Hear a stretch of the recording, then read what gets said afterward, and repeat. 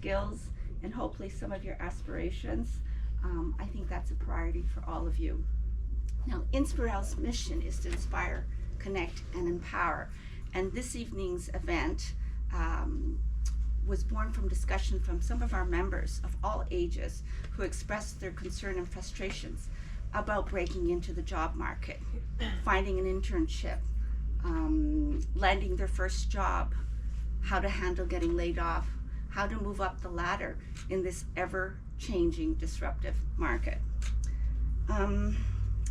It's from those frank discussions that tonight's event, which we call Adapt, Pivot, and Thrive, AI, Layoffs, and How to Build Your Career, that's how this event came together. I'd like to thank the American University of Paris for inviting us and welcoming us in this beautiful space. And a special thank you to our moderator tonight, Chris Higgins, who some of you know is the Career Advancement Director at the university. And a very warm welcome to our two outstanding guests tonight, Barbara Ducolombe of Juve Associates and Chan, the Bozan. Thank you very much for being with us. First, I'd like to introduce Barbara Ducolombe to you. Put my glasses on. So first, let me introduce Barbara. She's an executive recruiter of Juve Associates. Barbara specializes in placing senior leaders across large corporations, mid-sized family business, and LBO-backed firms. Before becoming a recruiting director, Barbara spent a decade at France's leading business school, HEC Paris, as head of the that's foundation. That's a bit controversial to say. Oh! We'll come back to that. Surrounded by students and working with executives, she was also 5 years at INSEAD as development director. She brings a rare combination of executive search expertise and deep institutional knowledge of France's business ecosystem. Her international experience from Harvard to Russia, along with her board roles, give her a special understanding of how careers evolve to the highest levels. So we're very lucky to have her tonight. Thank you, Barbara. Next, meet Chan Le Bozan, CEO and ecosystem builder at the intersection of AI, blockchain, gaming, and fashion. With more than 20 years of experience, Chan helps founders of startups and global companies build strategic partnerships, navigate emerging technologies, and adapt to rapidly shifting markets. She bridges traditional Web2 organizations with Web3 innovation, working with major players including Epic Games, Ethereum, and IBM. She is a frequent keynote speaker and lecturer at HEC Paris. There's that HEC. She focuses on how AI and decentralized technologies are reshaping skills, roles, and opportunities. She is a mentor to many and advises leading tech accelerators, making her a frontline observer of the future of work. So this evening, we'll begin with a candid look at today's evolving job landscape, its disruptions, challenges, and opportunities, followed by insights on how to better position yourself in your career journey. We'll then follow with a Q&A, and we invite you to stay afterward for a cocktail to meet our speakers.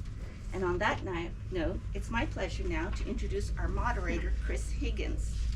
Chris joined AUP last spring to lead career development, supporting students in internships, job searches, and post-graduation plans in France's evolving employment landscape. With more than 30 years of experience in higher education, including roles at Macalester College, Kenyon College, Wharton, and INSEAD, he is a respected career education leader and certified career coach. Based in Paris since 2010, Chris is dedicated to helping job seekers navigate a more competitive and less predictable job market. Please join me in welcoming our moderator, Chris Higgins. I'm going to rely on the microphone. So we have a microphone shortage, so we're going to make do. So thank you so much, and welcome for those of you who have been, it's your first time, who've not been here before. Welcome to the American University of Paris. We've been in existence since 1962. We are the oldest American university in Europe, and we're really happy to have you with us tonight. So yes, 30 years, so yeah, we say 30 years. Yeah, that's crazy, but that's true. I think I'm not the only person in the room who remembers looking for a job maybe in the early 90s, finishing college. That was not an easy time to find a job. Some of you maybe remember the incidents following September 11th, 2001 in the US, and then further on into that decade, which was not an easy decade, and then the financial crisis, 2008, and of course COVID. So I think some of you have not seen this kind of situation before. Some of you have, so collectively it's not our first time at the rodeo, but the reasons for these kinds of things are probably vary over time, right? So I think we're really thinking about the big elephant in the room, AI, and how that's impacting hiring practices. And it maybe makes for a good headline. Sorry for the news people, but it makes for a good headline. It makes for a good headline, but I think there's a little bit more behind that as well. And it's not just AI, of course. We've got some other things happening in the world right now with tariffs, with global geopolitical situations, wars. So all of this is having an impact because it's causing a lot of uncertainty. And when companies and recruiters are uncertain, they're going to be more cautious in hiring. So I think we're also seeing an impact of that. AI is, of course, creating this uncertainty as well. There's been a recent study by BCG, Boston Consulting Group. I've sent a lot of students to that company in the past years, if you can believe it. So they do a lot of, they're a management consulting group. They do a lot of great research.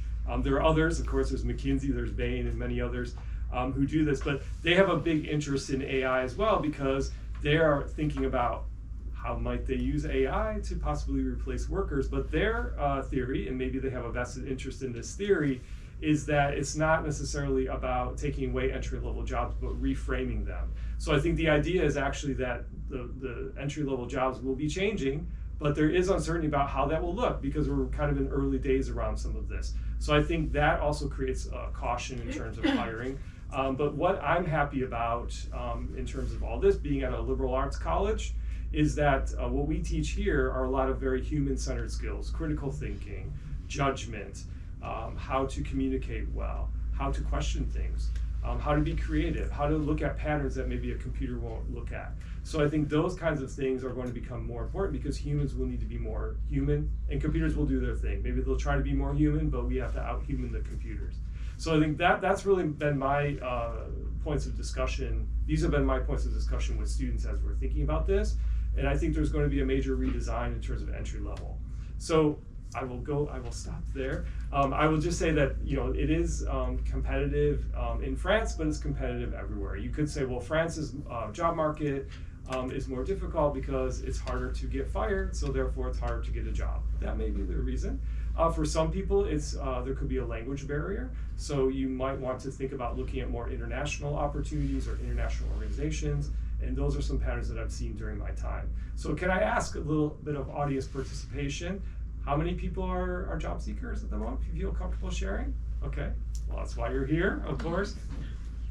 Has anyone been looking for quite some time? Maybe more than 6 months or, okay, yeah, sure. And then thank you for being honest and sharing. I really appreciate that. And then we're hearing a lot about kind of the number of applications that people are, feeling that, wow, I've submitted this number of applications. And for some of you, has your experience been, it's been 50 applications, 50 plus, 100 plus? Okay, so maybe we can get into some of that later. But yeah, this is, I think this is, the last one especially is really an impact of AI and what employers are maybe using to screen and pre-screen for candidates. So with that, I will turn it over to Barbara and Chen, and let you tell us a little bit. You can choose which one you want to flip a coin. See who goes first.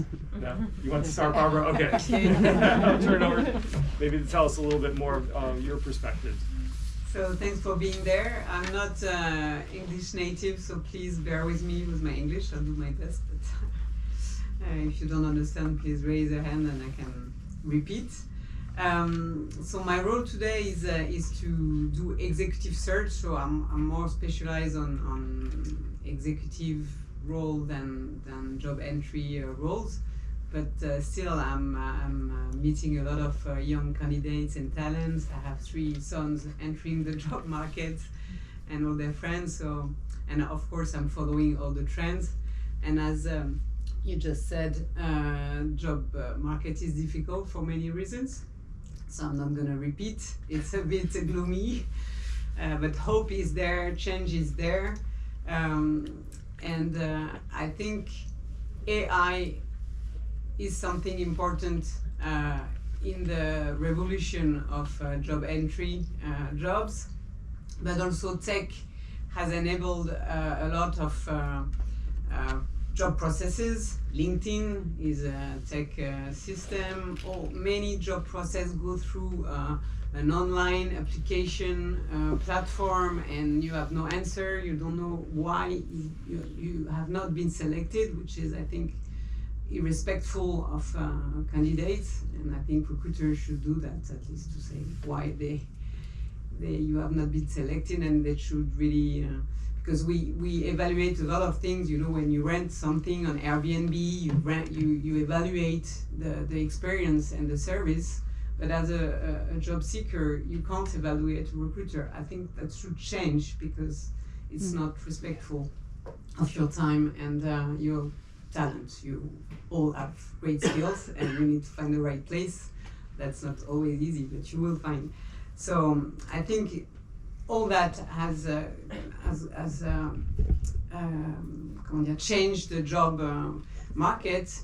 We used to do door to door with a printed CV, and I don't want to look at the old woman saying we should go back to past method, but still I think that face-to-face interactions are more powerful. We as recruiters, we remember you much better, and you should shortcut anytime you can all these online processes. You should find the name of the people, trying to find an event where maybe you could meet with someone that is one of the recruiter in your target companies or jobs, and talk to people and give your online card or whatever, because I think network and human interaction are more necessary than ever. So that would be my first advice.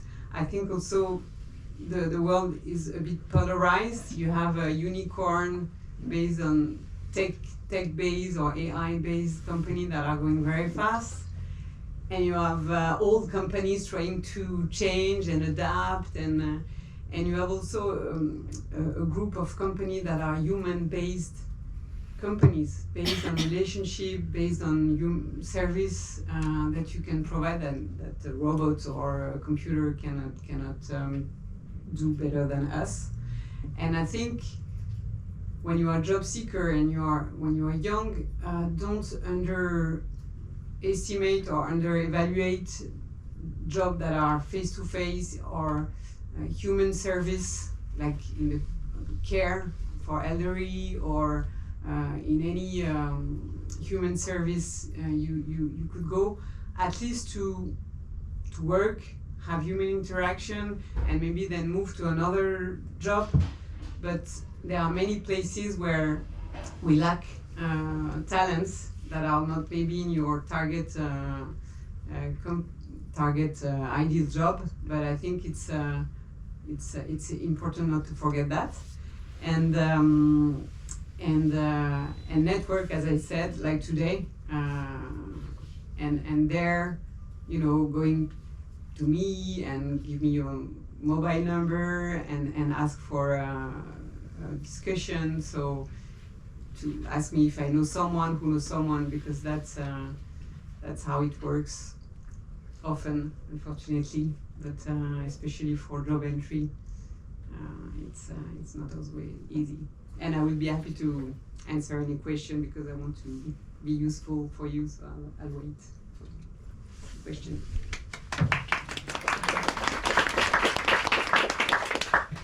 Hi, I'm Chan, as Nancy has said. Okay, so I get this question a lot, and I have two people who can attest this. What do I do? It's a really hard question to explain, or answer to explain. But basically, I work with founders and executives to figure out the culture. Like, who do they want to build with and why? Because when you look at, I've worked in like fashion and gaming, AI, blockchain, it's almost always the same problem. It's like, are the people a fit or is the culture a fit? And when they don't sync those two, it's a problem. And when they move very fast, like you and I were talking, Maggie, earlier, they make bad decisions. They don't pick the right people, they don't pick the right platforms, the processes are a mess. So I want to share like a couple facts with you just to give you some kind of insight.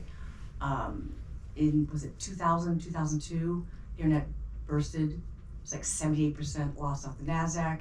Everybody were freaking out. I'll never do the internet again. Then within that 2-year span, 60% of the global reach of the internet went to 60%. So everything you see now, you know, Google, Amazon, the mobile network, that was all built on companies that put the infrastructure in place that went bankrupt. Excite, Ask Jeeves. I'm sure many of you may not know. .com. Yeah, exactly. They don't know who that is. Right? What is Ask Jeeves? Like all of that is why we have what we have now. My friend was head of HR for Excite, and they got bought by Google. She was very happy. So, you know what I mean? So this is how it goes in technology. It moves, it shifts. And with every new shift, there's a lot of uncertainty. But if you go in early, like you and I have, Maggie and I have this explanation, she's one of the reasons we're here. You have a chance to like shape the job and shape the market because they don't really know what they're doing. Mm-hmm. That's the honest truth. You have this great technology, it looks really cool, everyone's jumping on it, but trust me, AI does not have a viewpoint, you do, right? And so it's not that scary. So I was saying that it's obviously the adapt, pivot, it's really being curious. So I think we don't want to talk a lot about ourselves, but want to hear from you, everyone, your questions, and see how we can help with our insight. And I think that's what's important.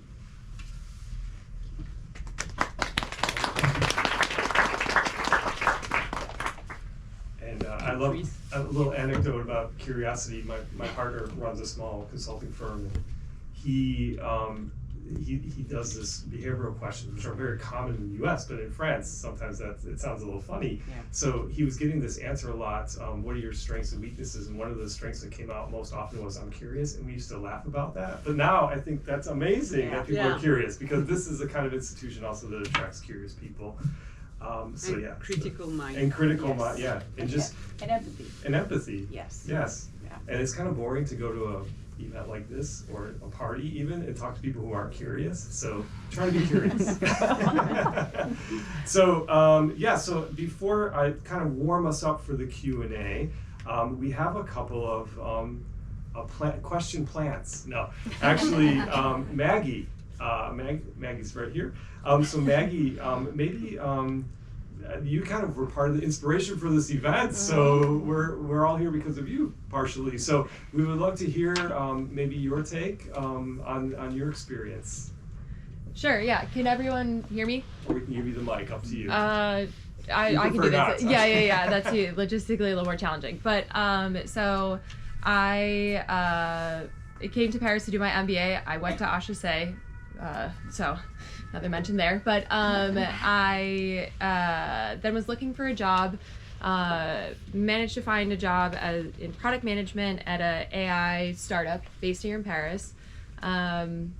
A little after a year working there, they announced that they were going to go through a licenciement économique, which is an economic layoff. And so because I was the newest, youngest member of the team without children, I found myself being laid off. And so now I'm back on the job market looking again. And so my last job search was in 2024.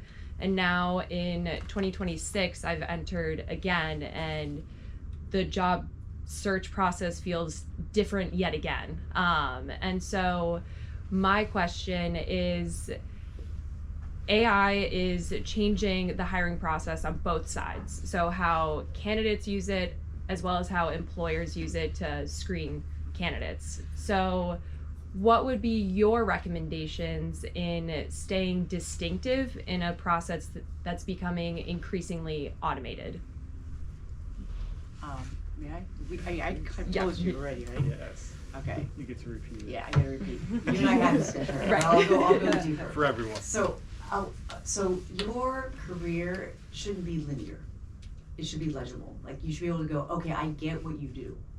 So when you look at a lot, I mean, you can probably speak to this. When you look at a lot of CVs, they're like, here's all the things I did. You're like, cool. Like 88% of the people in this role did that, right? A product manager, marketing person, they do these things. When you have problems, how did you solve them?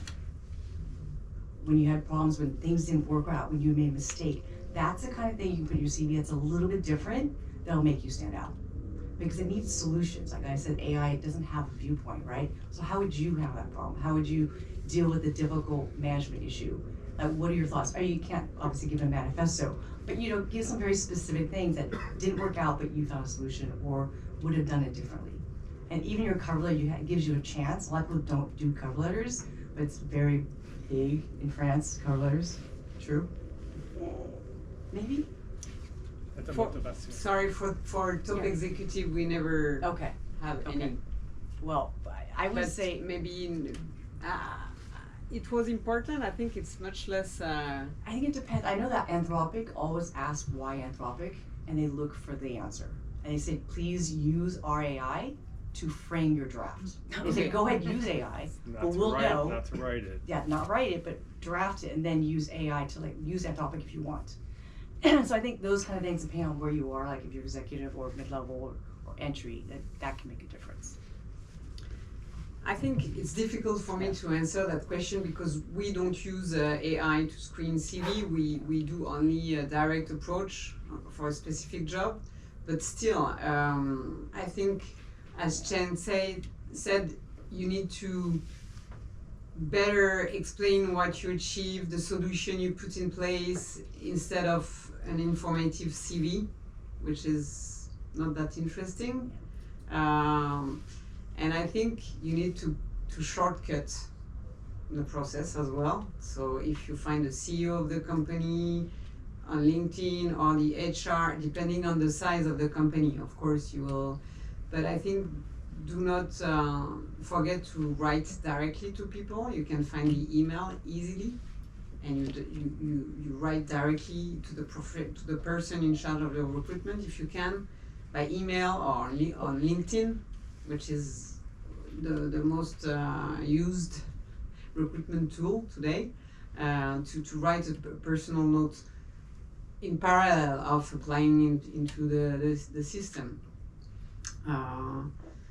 I think it could be interesting to have someone from Welcome to the Jungle in France. It's how they program the system.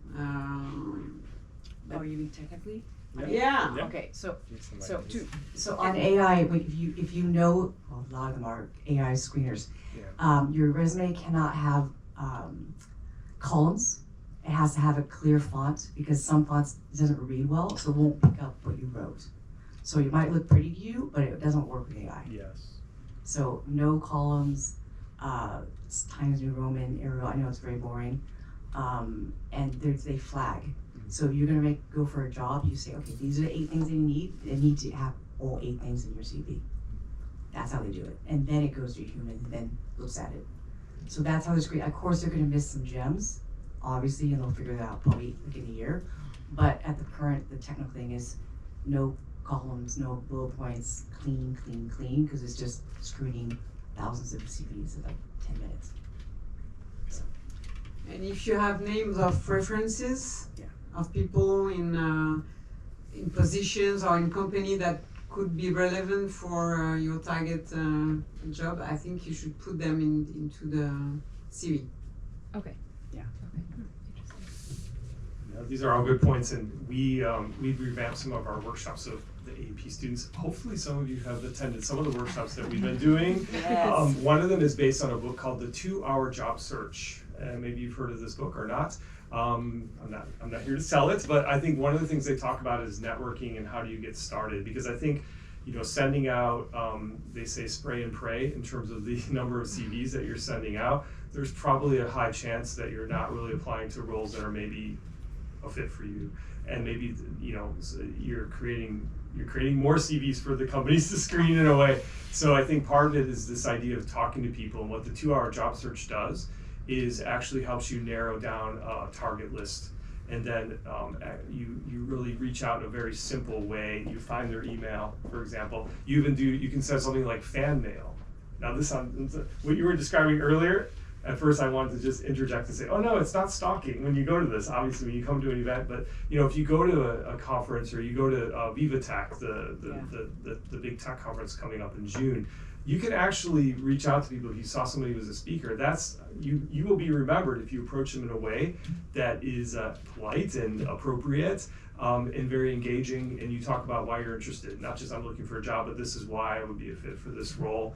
And I totally agree on the resume. We've gone back to we've actually given students here a template. There's a lot of nice stuff on Canva out there. It's very pretty, lots of nice colors. But let's go back to basics. We actually stole the HSC INSEAD Wharton format, very basic, back Because from 20 years ago. If you are a recruiter, you read many CVs a day, and you meet many people a day, so your brain needs to So you like the colors? No. No, she does not too much. When the CV, there are too many colors, Yeah. the skills, the competencies, my personality, the summary, the historical, and No. keep it simple. No, but the CV is the story of your life. You explain what you did, why you changed. You can even write it, because that's the question. The first questions we ask is why, what you learned, what you accomplished, and why you changed company. It's the story of life. So if you can do a video, it's better. But if it's written, then Don't overdo it. don't overdo it. Yeah. And I wanted to say one point, and to go on Chan's point, to create your own job. If you are a bit entrepreneur, if you are AI native and you like using Claude, for instance, which is, I think, a useful tool today, as I could see with my son. He's 24, he's entering the job market and looking for an internship. It's hard, and a job, and it's hard. He has not found one yet, but he's he likes using Claude and AI, and it's easy for him, and it's not that easy for me, and I think I'm not the less modern on that side, but he's very familiar with that. He explained to me how I could use Claude in my job, so I said, okay, come and train my team, do the use case, and do a training, and then create your company for 6 months. You can train so many people of my age, even younger or older, because we are not native. What I mean by that is create your job, and you will see if you have been looking for a while, you can, and if you are an entrepreneur type of person, if you're not, then you should take a different path. But if not, and then you create relationship, job opportunities, because you have the opportunity to meet and sell your service for a while as an independent. You see Malt, it's a unicorn for all the freelance. It's exploding, and it's structural job market change. Freelance is the new model. MALT. Right, exactly. MELT. I mean, there's a couple. Apply on I Malt. missed Did one. everybody here? I'm assuming a lot of you guys have used Claude or Perplexity or ChatGPT. Okay, there are some good websites you can use if you're looking for a job. Jack and Jill you've used that one? I mean, it's great. It tells you what they like about your CV, what you don't like. You can send me this job. I don't like that one. There's a hack I was talking about OpenClaw with you, where it's a crazy story. The guy created basically with an AI agent, created his own AI agent to build his job. And he found a job within 7 days, created the code, and looked for the job, and he has a live board saying, that didn't work, that interview didn't work, and then they scored everything. And he was able to pull like 80% callback and 50% offer. So there are lots of tools out there to use to do it. It's a matter of just looking for them. It can be very disheartening, I understand. But again, the ground is shifting, so you have an opportunity to really go there. 2030, 79 million new jobs will be created. I mean, one of those jobs is going to be fit for you. Right now, there's a freeze. Obviously, the federal government said there's a freeze on the United States on hiring for entry because they're figuring out, like, where do we use AI? Exactly. So I'm not gonna hire anyone right now because they're like, we don't know. So if you're using AI, you should augment that in your CV because you can help define that role. Yes, for sure. Absolutely. And you can go on Malt's platform, M-A-L-T. MALT. You don't own any shares in that. No, not at all. And it's not a client. Unfortunately. Full transparency. Full transparency. No, not Louise, we yet. didn't forget about you. So Louise, also maybe tell us a little bit about your experience in attempting to break into the French job market, and maybe using AI tools. And you had a question related to positioning and strategy, I believe.